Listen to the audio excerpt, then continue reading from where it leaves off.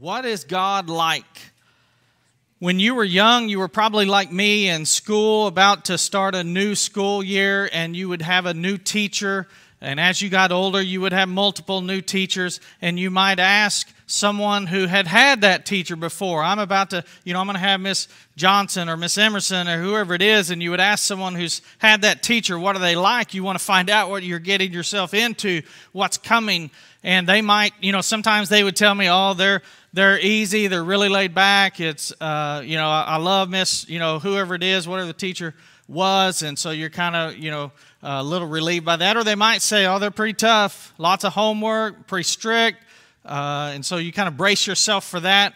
I remember going to college, and I had a cousin who was a few years older than me. He went to Oklahoma Christian, and my cousin had given me a list of names of professors. She said, don't take these. It wasn't, they're hard or strict or boring or whatever it was. She just said, this is the do not take list. Take my advice, okay? Give me the list. Well, I lost the list. In my third year, I was a junior in college. I come across that list. I find it. And I look at the list, and lo and behold, one of the names on that list was my favorite professor of all my classes, all my teachers I've ever had. What is God like? This is something that people wonder about. Even people who don't have strong faith wonder about. What is the Almighty really like? And if you've ever wondered that, we're going to get into it today. We're going to Luke chapter 15. If you have a Bible, or maybe you want to use your phone and use a Bible app, but all of our scriptures today will be from Luke chapter 15. And in this chapter, Jesus tells three parables, three stories. The first one is about a man who had 100 sheep. A shepherd, he loses one sheep. He leaves the 99. He goes to find the one. Then Jesus tells a parable about a woman. She had 10 silver coins. She loses one coin, still has 9. She loses one. She stops everything she's doing, and she sweeps the house until she finds that one coin. Then Jesus tells this parable of the father who had 2 sons, and we'll see, this is what we know as the parable of the prodigal son. So verse 11, he said, there was a man who had 2 sons. The younger of them said to his father, Father, give me the share of property that is coming to me. And he divided his property between them. So, this father having 2 sons, the oldest son would get a double portion, and so the youngest son would get 1/3 of all the property. At some point, that's what he would inherit. And from what I've read, it sounds like sometimes a son could get their inheritance early, that a father might divvy that up. And so in this story, the father does. The youngest son asks for that, but notice how he asks. He's kind of demanding. Very to the point. Give me my share of the property that's coming to me. Pretty selfish. If you were the father, what would you be feeling here? The son wants his inheritance early. Why do you think he wants it? He wants to move out. I don't know if how it was for you if you're above, if you're grown and out on your own, young people. Here's how it was for me when I was 16, 17, 18. I was ready to move out. Not desperately. I had wonderful parents, wonderful home, safety, security, love. I just wanted to spread my wings. I wanted to go live my life. And I even remember getting into an argument with Mom one occasion. Never apologized for this, though I should have. I just didn't think about it as I got older. But one time I got frustrated over an argument with Mom, and I mumbled under my breath, I cannot wait until I move out of here. I was watching a video. This is on YouTube, and you can find this. This is very, very recent. It was an interview of Richard Dawkins, who's pictured on the right, and it's on Piers Morgan's show or channel, just recently uploaded. He's interviewing Richard Dawkins, who is an evolutionary biologist. He has been a professor. He's an author. He's most famous for being an atheist.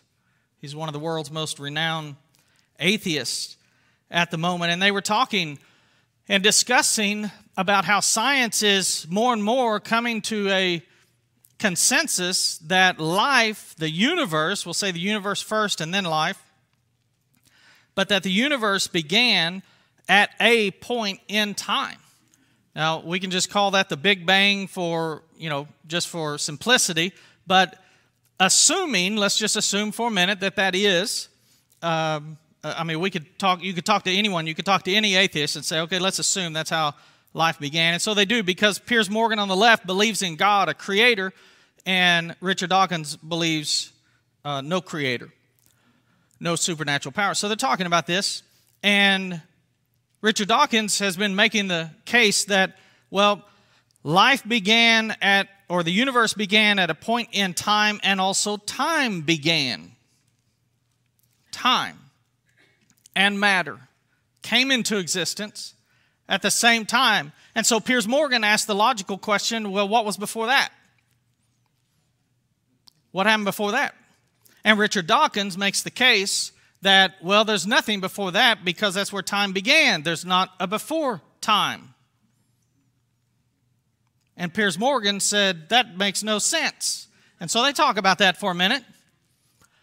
And I encourage you to watch this video. I'll develop a sermon in the future about, really on the topic of, does God exist? That's not today's sermon, but I want to make this point from this. As they're disagreeing on how that does not make sense of what could be before time, Richard Dawkins makes this statement, and I want you to notice he refers to God, and he makes the case that, God is simply what mankind has imagined, just like the unicorn or fairies or whatever, mythical creatures. This is that God is just made up human imagination. But notice how he refers to God. He doesn't refer to God as an almighty creator. Notice what he says. The fact that you don't understand it, he's talking about what would be before time, and I don't understand it, is not good grounds for somebody invoking a supernatural sky daddy. And at this point, because Piers Morgan pressed him on this issue, he answered, he pressed him. He answered, he pressed him. He said, no, that doesn't make sense. He answered, he pressed him again. Richard Dawkins got a little frustrated here. And I think many atheists who claim to not believe in God, if you talk to them long enough, they'll tip their hand. They'll refer to God in a way that tells you it's not that they really don't believe in God. The fact is they don't want there to be a God. Why? Because if there is a God, I don't have independence. I don't have freedom. Someone invoking a supernatural sky daddy. Richard Dawkins doesn't want God to exist. And this son in this story that Jesus tells, he doesn't want his father. He wants freedom. He wants to rebel and do what he wants. And so verse 13 says, not many days later, the younger son gathered all he had, took a journey into a far country, and there he squandered his property in reckless living. One thing that we don't want to miss here is the youngest son squanders his father's property. Where did this property come from? It came from his father. He inherited it, took it, it was given to him, and he wasted it on reckless living. A little later in the story, the big brother will reference this as he will say that the younger brother devoured this property with prostitutes. The younger son, he went and ran with the devil a while. He had a good time. He lived it up, lived life on his terms. And when we read this, you may think that you can't identify with this youngest son, but haven't we all had times where we knew something was wrong and we did it because we wanted to? And maybe it's what we would consider smaller things. I'm not saying God does, but we might gossip. You might have gossiped and known you shouldn't, but wanted to. You might have slandered, talked bad about someone, knew Jesus wouldn't like that, but we did it anyway. Lied, maybe self-righteous judgment, maybe lust, sexual immorality, which is sex outside of marriage, maybe angry outbursts, maybe greed or selfishness. If you're of age, you've made decisions that you knew our Father would not approve of, but in a moment you chose your way. And that's called sin. And I've done that. Well, so the youngest son, he spends everything.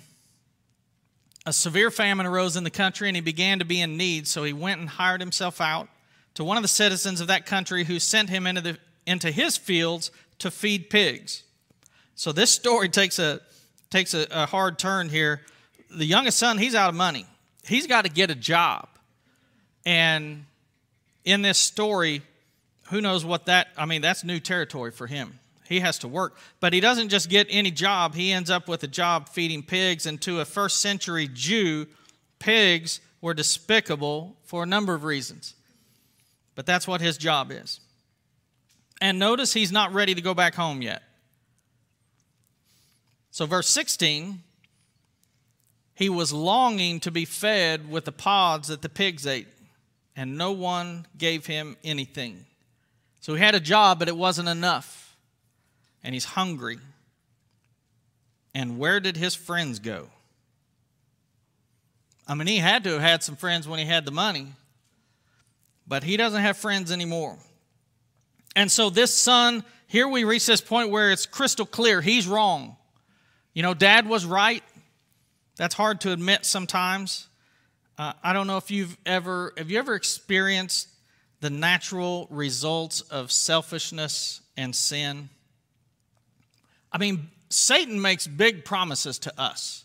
Satan tries to entice each of us, and you can probably quickly think of a sin or two that is tempting to you that you struggle with and have to struggle against. And Satan, he dangles the carrot. I mean, Satan, listen, running with the devil is fun on the front end. Let's be honest. Satan delivers on some promises on the front end. And life is more exciting. Life might be more fun. Whatever it is, it might be more satisfying. But in the end, long enough, we eventually experience the suffering from our own sinful choices. We experience heartache, loneliness, and shame. And that's where this man is. He's in a bad place. He comes to his senses. When he came to himself, he said, how many, are you ever hard on yourself? Do you have a name that you call yourself when you make a mistake? Idiot, you big dummy, whatever it is.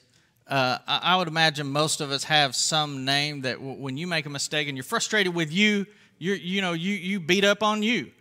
What sense does that make, by the way? But the youngest son, he basically does that here. He says, what am I doing? How many of my father's hired servants have more than enough bread, but I perish here with hunger? With his father, he might not have had as much fun, but goodness, he always had food. He had safety. He had security. He had love. So he makes a decision. He says, I will arise, I'll go to my father, I will say to him, Father, I've sinned against heaven and before you. And so first thing, he's come to a place of guilt. He's ashamed. He knows he did wrong against God and against his father. Verse 19, I'm no longer worthy to be called your son. Treat me as one of your hired servants. He wants to go back. And he wants to start over at the lowest station, not even the status of a son. So he did. Verse 20, he arose, came to his father, but while he was still a long way off. And I think those are some of the most beautiful words in all of the Bible.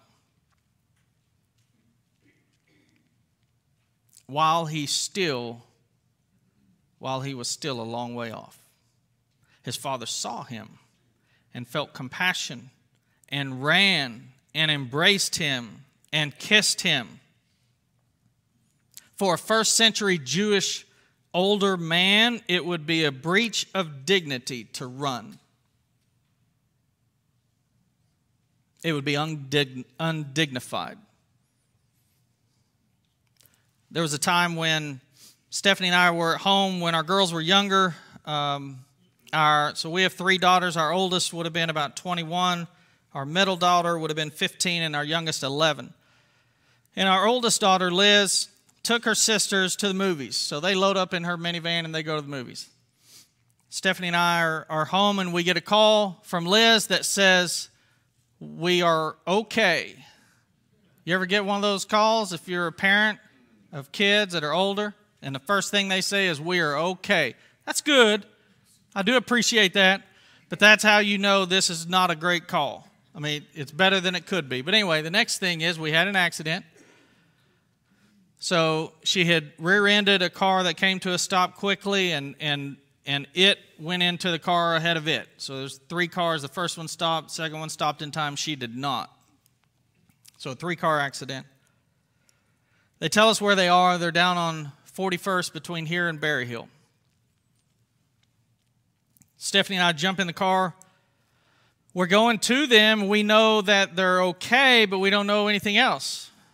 We don't know what okay means. And so we're anxious to get there. As we get closer, come up to this intersection, we're still a good mile away, but we hear sirens and we see the fire truck ahead of us topping one of those hills. We know where the fire truck's going. That's not a good feeling when you're driving to your children at an accident and you're watching normally you hear and see emergency vehicles and we all think the same thing. Somebody's needing something. So we go and we get when we get to them there. So this is 4 lanes, and they have 1 lane closed off coming toward us, and that's the direction she was going when she had the accident. So these 3 cars are off. They're in 1 lane. Opposite direction, and we come upon them, and I'm trying to figure out where are we going to, there's no good way to pull up. There's a curb. You can't really get off of the side of 41st Street down here, but I see a neighborhood, and I'm going to pull in the neighborhood, park, and we're going to walk over. We approach where they are. Stephanie says, "Stop the car." I say, I'm still driving. "Steph, you can't, this is like traffic. You can't just stop the car." So I stop the car. She gets out, and she runs in an undignified way to her babies, who were no longer babies, but they're her babies. Always will be.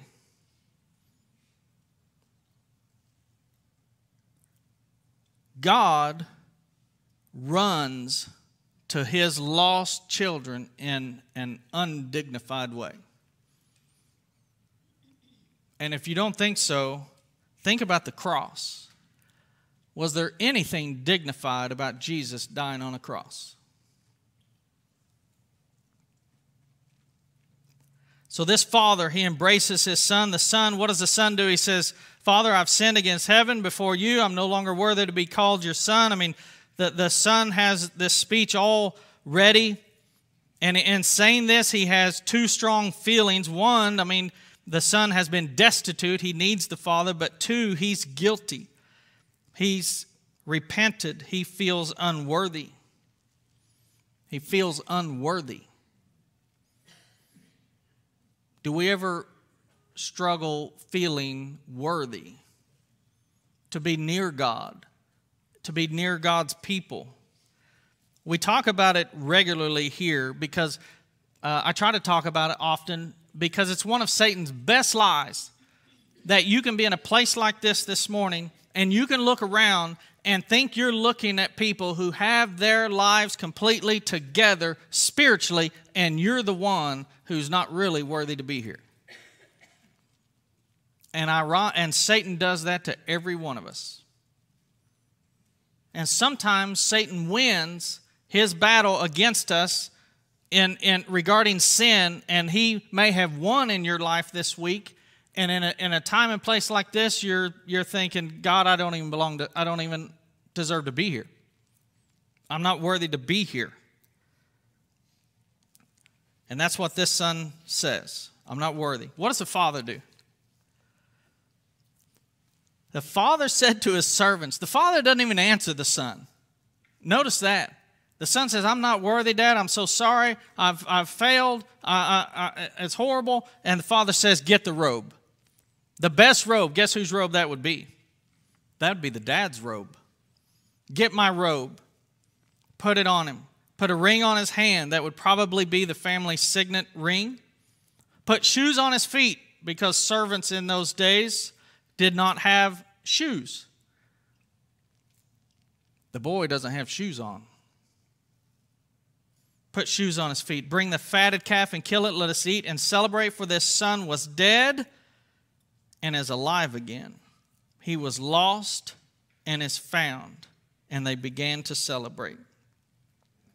This tells us so much about what our God is like. He welcomes this son back, freely forgiven. He's ready to celebrate. Notice that the father didn't chase the son down in the foreign land and try to talk him out of what he's doing. That tells us something about God. God gives us freedom of choice. And if people, and I'll even reference Richard Dawkins, if people want to choose not to believe in God and live a life in rebellion to God, God will let them do that. But God will still grieve and still want that lost soul to be back. We can go away from God, and I'm not saying God won't work on us, work on our conscience, work in our life, but He won't make us live in His house in fellowship with Him. He won't make us. But my goodness, when we turn back, is God ever ready to celebrate? Well, the older son, he was out in the field, and he comes back and he hears all the ruckus, and he finds out that his little brother's back and his dad's throwing a party, and big brother is not happy about it. He was angry, refused to go in. His dad had to go outside the house where the party was to the big brother who's pouting. And big brother says, look, all these years I've served you. I've never disobeyed you. You never gave me a young goat that I might celebrate with my friends. But when this son of yours, notice how he says this. He doesn't say when my brother. He doesn't say when brother comes home. He says this son of yours. He's probably thinking this worthless little bratty spoiled son of yours who has devoured your property with prostitutes, you kill the fattened calf for him. What's the older son's problem? He's jealous. He's also a bit self-righteous. While the father was looking, anxious for this lost, dead is how the father calls it, son to come back, what's the older brother doing?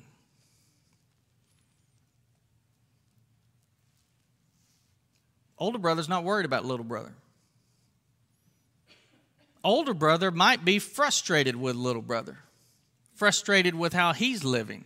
Because little brother is living in a despicable way regarding right and wrong. Okay? Little brother's making the worst decisions you can make.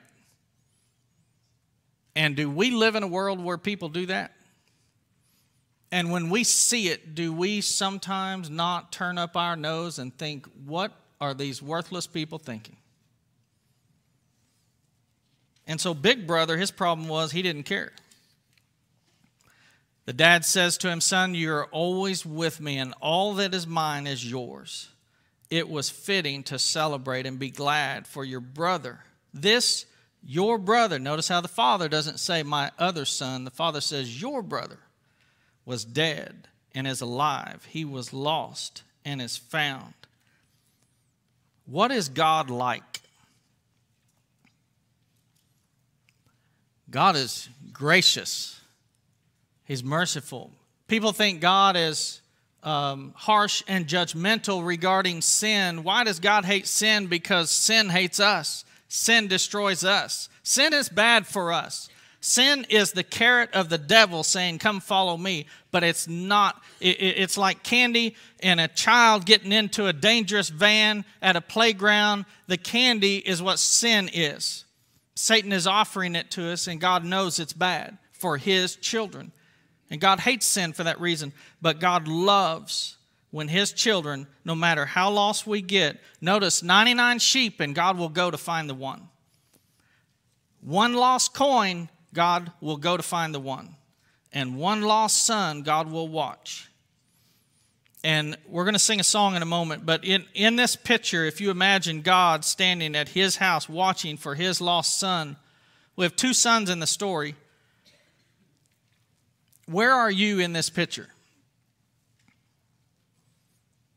God has one son at home, and that son is self-righteous, not worried about his brother who's lost. And so if you're walking with God, maybe I'm walking with God, and I can be reminded God loves every lost soul in this world, no matter how despicable they're living. God's watching, wanting them to come home. And we who are walking with God need to want that more. Maybe you're not exactly walking with God closely. You love God, you want God in your life, but maybe not in all your life. Maybe we haven't learned enough or grown enough, but if you're in the distance in this picture, God he's watching and he's calling, and he would love nothing more than to celebrate. That's the kind of God we serve. We're going to sing this song about God's grace. You may be here and you've never given your life to God. Never submitted, never had your sins washed away in baptism. You've seen and heard or heard about other people doing that, becoming a Christian. You've never done it. My question would be, what are you waiting on? Maybe you would like prayers of the church about something you're dealing with. Maybe you would like more of a private prayer. We're going to have our shepherds will be at each door with their wives ready to pray with you privately if that would be something to bless you. But let's sing this song together. Make a commitment to God now in this song. And if you have a need, please respond while we stand and sing.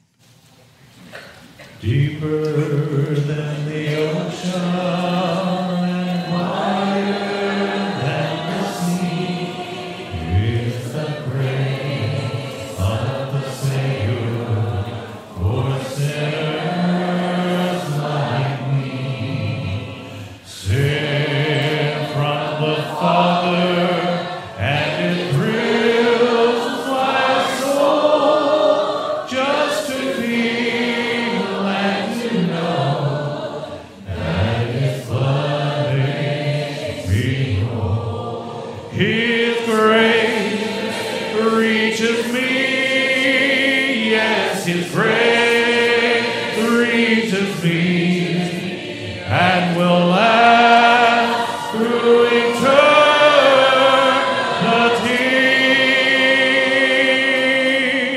And now I'm under His control, and I'm happy in my soul, just to know